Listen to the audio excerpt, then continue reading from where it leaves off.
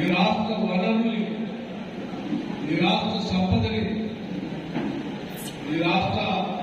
ఆలోచనలు అన్నింటినీ కూడా అస్తవ్యస్తం చేసి దోపిడీ చేస్తున్నటువంటి టీఆర్ఎస్ పార్టీ సంబంధించిన అభ్యర్థి ఇంకో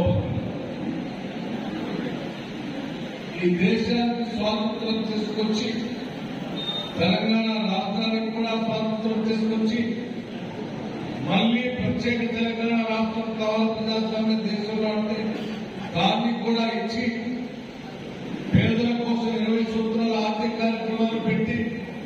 పేదలకు ఇల్లు ఇచ్చి పేదలకు పెన్షన్ ఇచ్చి పేదలకు ఆరోగ్యశ్రీ కార్డు ఇచ్చి పేదల పిల్లలు చదువుకోవడానికి ఫీజు రియంబర్స్మెంట్ ఇచ్చి పేదలందరికీ పనికొచ్చే విధంగా కావాల్సినటువంటి భూములన్నింటినీ కూడా భూసౌకర్యం తీసుకొచ్చి పంపిణీ చేసి పేదల నివాస ఉండడానికి కావాల్సిన విధంగా ఇందిరమ్మ ఇల్లు ఇచ్చి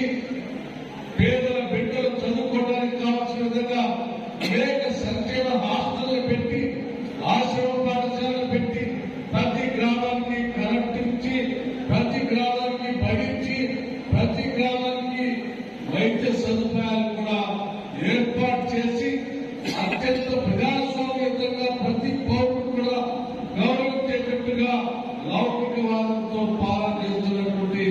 కాంగ్రెస్ పార్టీకి సంబంధించిన అభ్యర్థి ఇంకో పక్కన ఈ 3 పార్టీలకు సంబంధించిన అభ్యర్థులు ఈరోజు పోటీ చేస్తా ఉంటే మునుగోడు శాసనసభ నియోజకవర్గంలో ఉన్నటువంటి ప్రజానీకం అంతా కూడా అనేక దశాబ్దాలుగా మేము ఇక్కడ కాంగ్రెస్ పార్టీ అరచేతుల్లో పెట్టుకొని పోషిస్తూ కాపాడుకుంటూ ఈ రాష్ట్ర శాసనసభకి ప్రతి సందర్భంలో కూడా మంచి మెజార్టీతో గెలిపించి పంపించాం. ఎందుకంటే కాంగ్రెస్ పార్టీ ద్వారా మాత్రమే ప్రజలు ఈ బై ఎలక్షన్ లో కూడా